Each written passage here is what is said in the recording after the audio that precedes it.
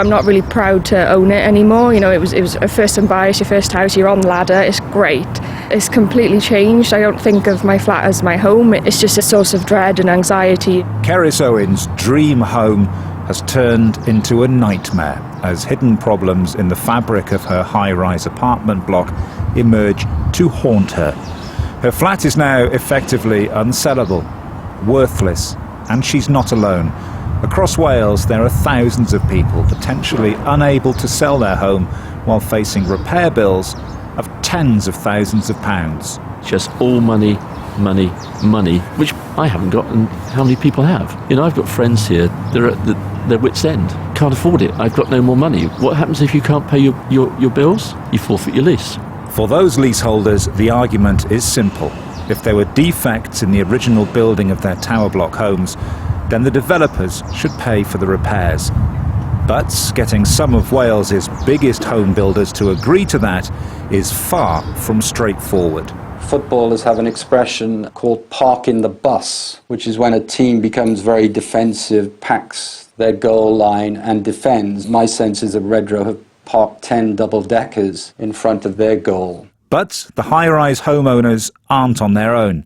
Politicians of all stripes are getting involved, and some are calling foul. I think it is a national scandal. I'm appalled by some of this stuff that I've seen with my own eyes, and I think this is a much more wider systemic market failure across the United Kingdom over the last 20, 30 years probably, and it definitely needs substantial levels of investigation and intervention. But just how should politicians intervene?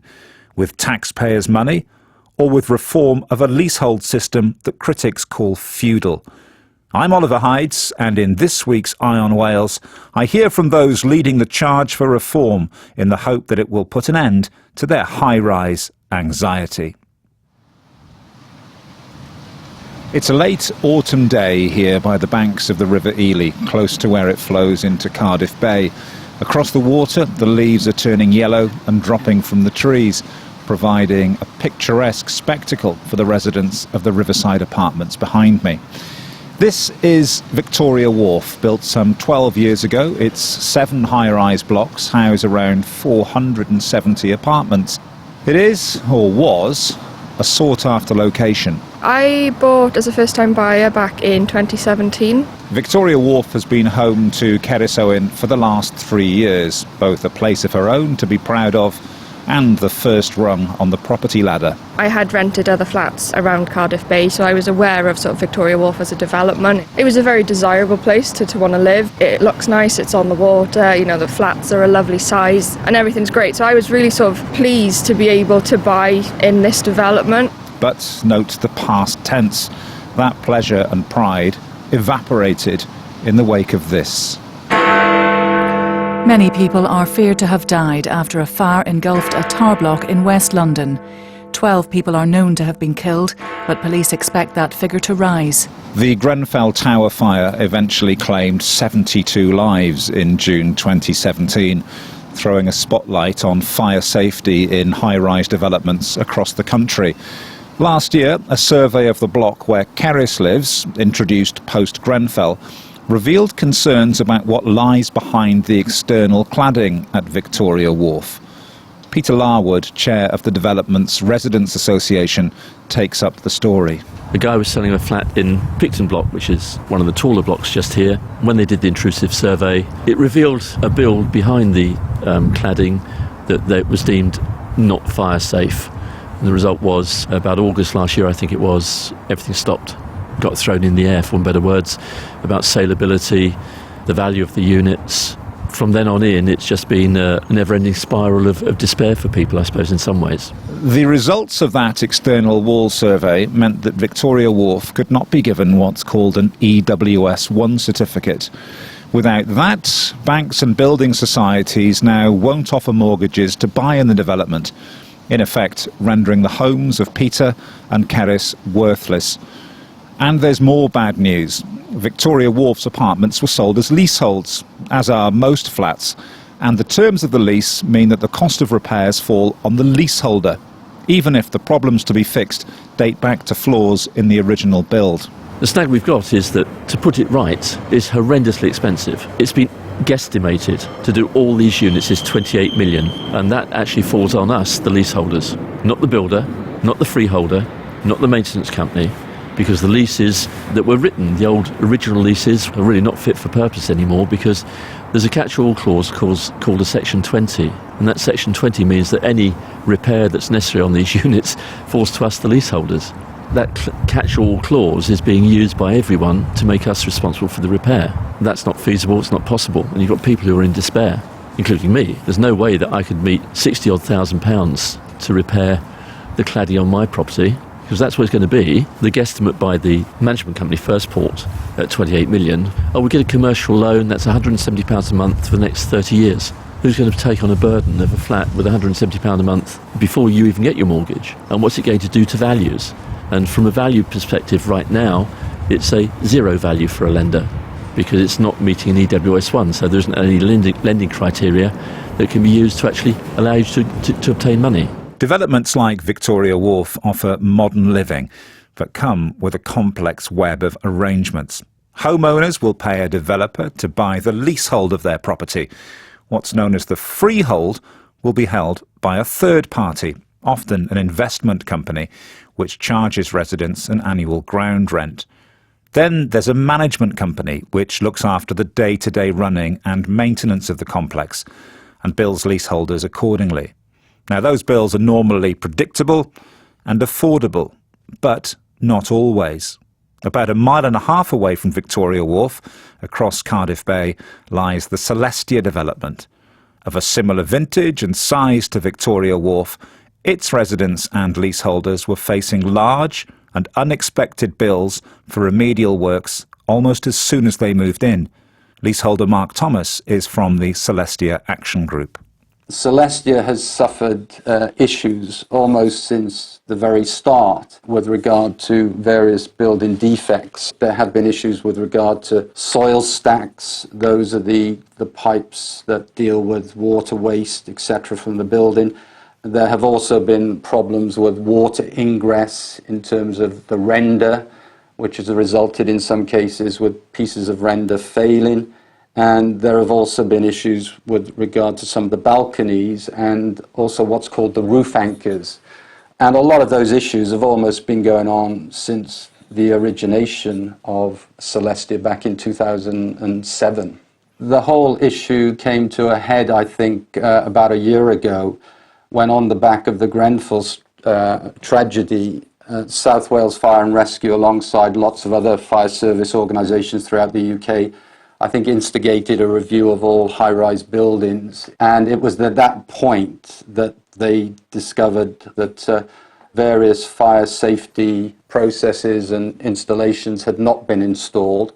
That resulted in a whole change in the fire safety strategy for the building. So if you look at the strategy for the development before Grenfell, there's what is normally described as a stay-in-place strategy. And that is to say that if there is an incident, an alarm goes, then leaseholders or homeowners are advised to stay in the building. As a result of the South Wales Fire team, and I'd like to thank them, they've really helped us and been supportive over the last 12 months, they then changed the strategy, which meant that if there is an incident today in Celestia, everyone immediately evacuates the building, which is contrary to what Redrow sold to homeowners back in 2006 and 2007. Celestia and Victoria Wharf are just two of around 150 high-rise developments in Wales. They're mostly found in Cardiff, Swansea and Newport. While many of those developments will be problem-free, the experience of Victoria Wharf resident Cerys Owen suggests to her that many others will have issues, either undetected or unpublicised. Believing in strength in numbers, she's recently set up the Welsh Leaseholders Action Group Cymru. We know that there are probably about 200,000 impacted people across the country, sort of UK-wide. How many of those are in Wales, we don't know, but the estimates are in their thousands. It's very much been viewed since Grenfell as a problem in England. That's where all the huge buildings are, that's where everyone is being affected. And now we're seeing these problems come through in Wales, but people are viewing it as, oh, it's just, it's one building in the bay or a couple of hundred people. And it's not, but we can't really make that point until we can identify everyone. And I guess that's one of the initial purposes of the action group, is to identify everybody in this position. And even if it's just to provide them support, because it's such a horrible situation to be in. When you get those results and you see that, your building's not safe, you haven't got a clue what to do, because there's nobody to go to for that support. You just get a letter from your management company saying, oh, by the way, your building's not safe, you can't sell it, you can't move, and you're going to be charged for it. And just to be given that was awful. We were in quite a fortunate position that we've got quite a few experts living in our development. So we've got fire engineers, we've got architects, we've got people that understand the issues, but without them, we'd have been lost. There's no way we'd have gotten as far as we have. But Cerys and her fellow leaseholders are not alone in their fight. Politicians from across the political spectrum, both in the Senedd and in Westminster, are taking up their concerns. They include Labour's Stephen Doughty, who's the local MP for both Celestia and Victoria Wharf. There's some really significant challenges, and certainly the level of concern that I'm picking up as a local representative from residents in a number of blocks is significant, and it's fears about their ability to live safely in an apartment, but also the financial implications in terms of mortgages, ability to remortgage, and potential liabilities for costs. And that's where the real challenge comes in. Many leaseholders don't realise that they're potentially liable for service charges related to things like insurance or renovation works that are needed on their building. Now, in my view, the real responsibility here lies with the original developers, particularly if they've not built these buildings safely or indeed to effective construction standards. Is there insufficient oversight during the building process then, and regulation? I think there are significant concerns that have been identified throughout all of this. Obviously, many of these blocks were built over the last couple of decades, so this is a problem going back many, many years. But it's certainly the case that there's a problem, I think, of self-certification of works. I know of two buildings next to each other which were built to different standards, albeit built by the same developer, because there were different clerks of works overseeing them. And if you get into a situation where people mark their own homework, you often can find really serious concerns. So this goes well beyond just fire safety issues. It's to do with very poor construction by a number of companies, I think, who need to seriously look at their own reputation and morals and pay out, because they're responsible. Victoria Wharf was built by Bryant Homes, which was subsequently taken over by what's now Taylor Wimpey, and is managed by a company called First Port. While not admitting liability, Taylor Wimpey has agreed to meet half the costs of work to fix issues with the internal fire compartmentation that were, as with Celestia, identified post-Grenfell. But that leaves leaseholders having to find the other 50%, while also facing massive hikes in insurance premiums.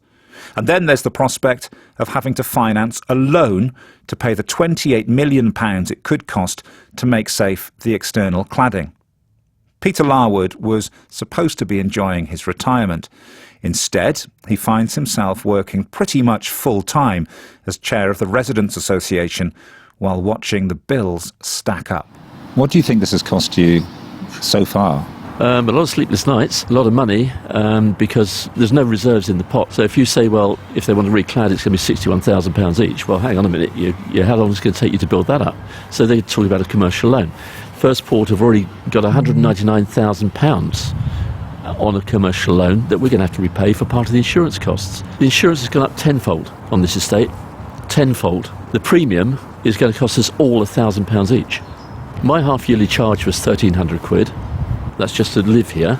On top of that, I had another demand for £520, which was for the odds and sods that we were talking about. And now I've got another £1,000 supposedly for my insurance, plus whatever's going to happen after that. And it's just all money, money, money, which I haven't got, and how many people have? I've got friends here, they're at their wits' end, absolute wits' end. Can't afford it. I've got no more money. What happens if you can't pay your bills? You forfeit your lease. You lose everything. Your home is gone. There's no value in it. And if there was tough, you forfeit your lease. That goes to the freeholder. So we're in a situation of a no-win. We're over a barrel. Want to lose your home? Don't pay your bill. There you go. Can't afford to pay your bill? Oh dear. You're going to lose your home.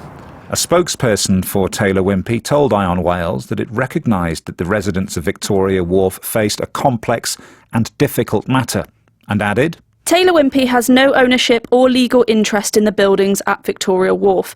The freeholder, together with the management company First Port, are responsible for the fire safety of the buildings, including the external wall system. We have committed to covering 50% of the costs associated with internal fire compartmentation works, which are now underway. Meanwhile, First Port told this programme, "We understand how difficult the uncertainty is for our residents, and we have communicated regularly with them and the Residents' Association throughout. We have also been doing everything possible to support them in seeking any funding to resolve the fire issues." Across Cardiff Bay, the situation at Celestia is further complicated by the fact that the site was developed by Redrow, but built by the construction company Laing O'Rourke. Redrow has agreed to fund ongoing repairs to the internal fire compartmentation, but leaseholders may still have to fund fixes for other problems revealed by that work, while also potentially finding millions between them to remedy the complex's external problems. Mark Thomas has spent the last year trying to find a solution.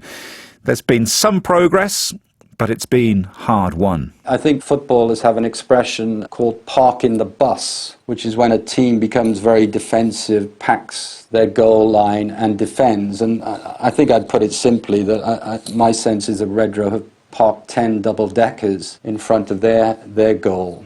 So it's been very, very difficult. It generally takes at least 3 emails from myself to secure any kind of response, and very often you don't get any response from them. So it's been very tough, very depressing, given the nature of the problems and the fact that they have parked the bus. The experience of Mark Thomas is that the way leaseholds are constructed means that there's not a level playing field in the current contest.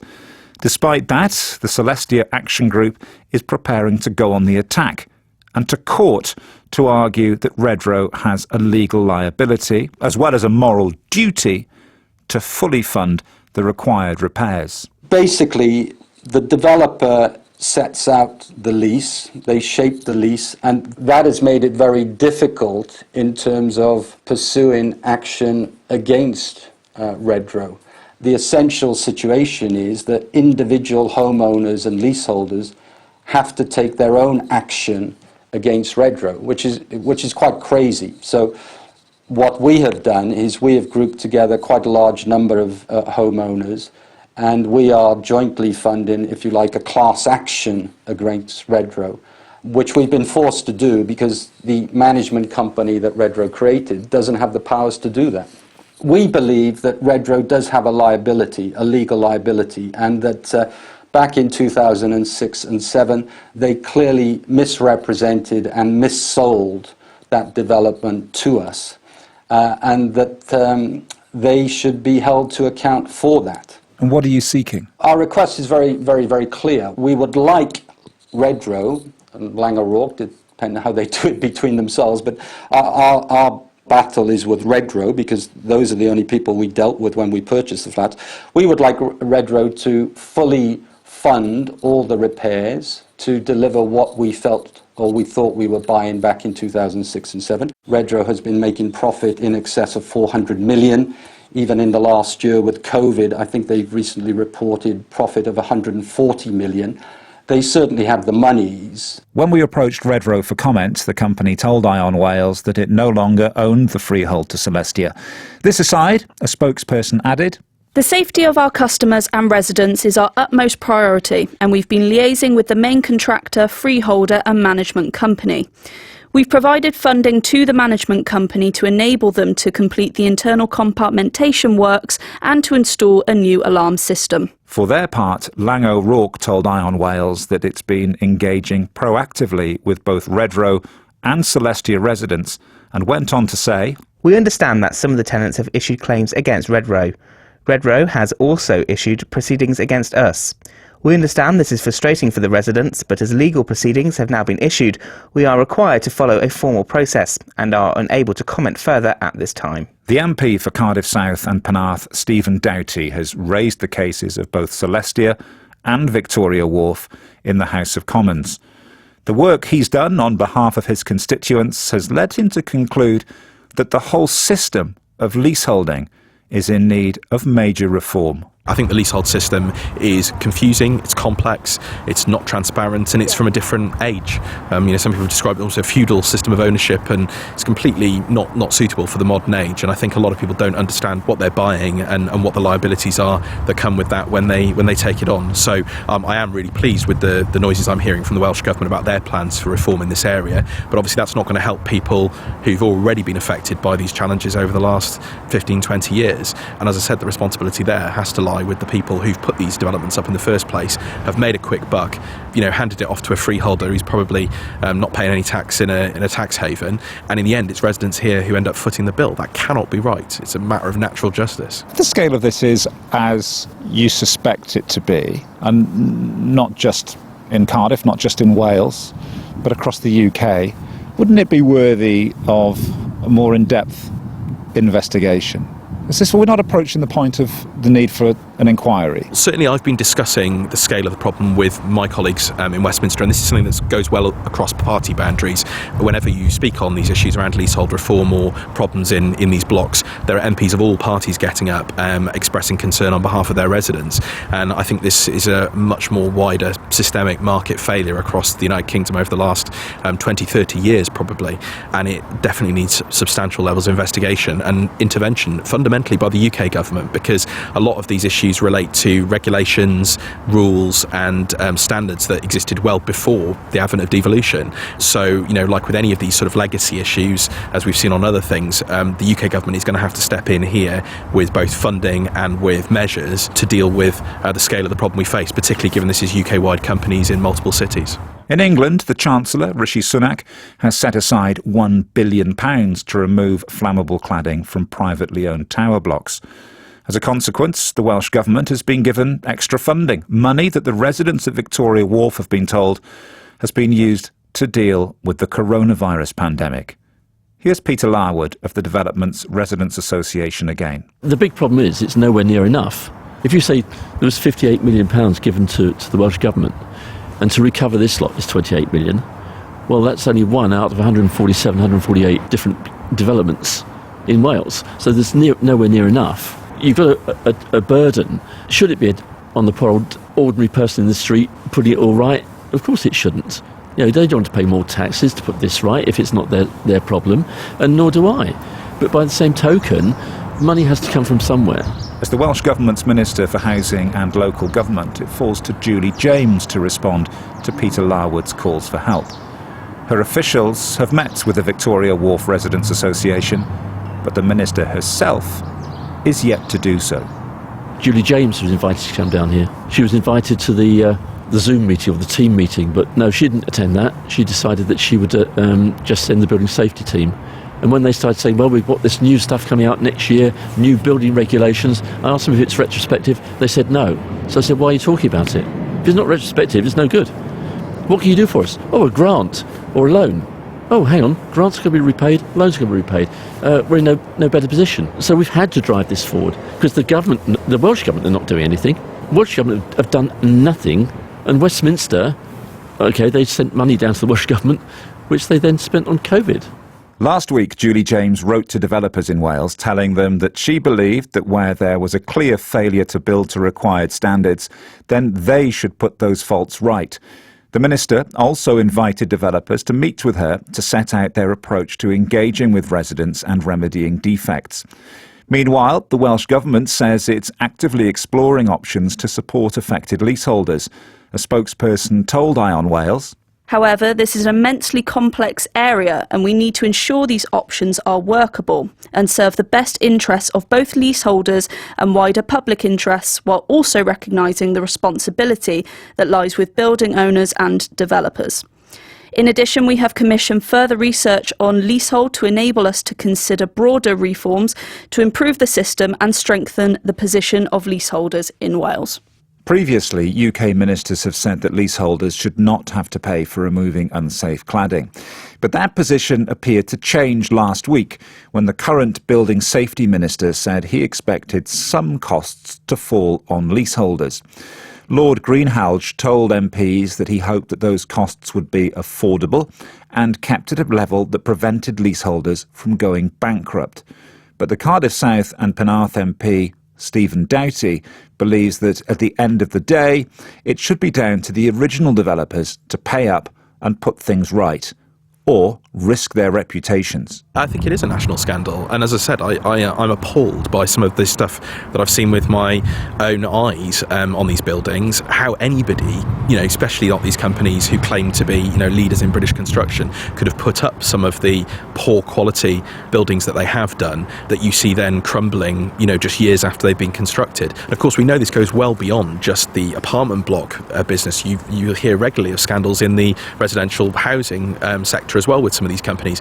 These are companies that have been doing very, very well for themselves, paying out huge dividends, huge payments to their boards, and what they attempt to do then in each of these situations is avoid responsibility, is bog it down in litigation, is bog it down in dispute. And what's odd to me is I'm looking around the country and I'm seeing in some locations they're paying out, they're fessing up and they're paying out the money. In others they're denying it, and all the while people suffer not knowing what's going to happen, not being able to get a mortgage, not being able to know what the future is for their property. Cerys Owen has a new job and would like to move closer to work but can't because her Victoria Wharf flat is unsellable. Peter Larwood would like to be able to enjoy his retirement but can't because he's working full-time as chair of the Residents Association. For both, their dream home has turned into a nightmare, and sometimes the only solution appears to be to hand in the keys and walk away. At some point, that is the logical response. If we're paying, £61,000 for just the remedial work, at some point that's going to be more than I've put down as a deposit and more than I've paid on my mortgage today. Do you just take the hit? It certainly seems easier than dealing with these problems, having to pay constantly, and just to be able to get out of the mental stress that it puts on you. It absolutely feels like a great option. Let's just leave it. But at the same time, we don't want to give up the fight. These are our homes and we don't want to give them up, but at some point we might have to, or we might get forced to, if nobody comes and helps. I'm not a giver up on anything. My working life was confronting situations. I was a fraud investigator. The job that I did made me quite strong. I dealt with conflict every day of my life. At the end of the day, it's just another day, another conflict. Just it involves me this time on the receiving end, whereas it was always a company before. That's the difference. So, yeah, just keep fighting. We can't turn back. If we had to make the decision again, I think we'd do the same thing. So, yeah, we're 100% in. We are not going anywhere, and we just want the government and the builders to listen to us and to actually do something about it.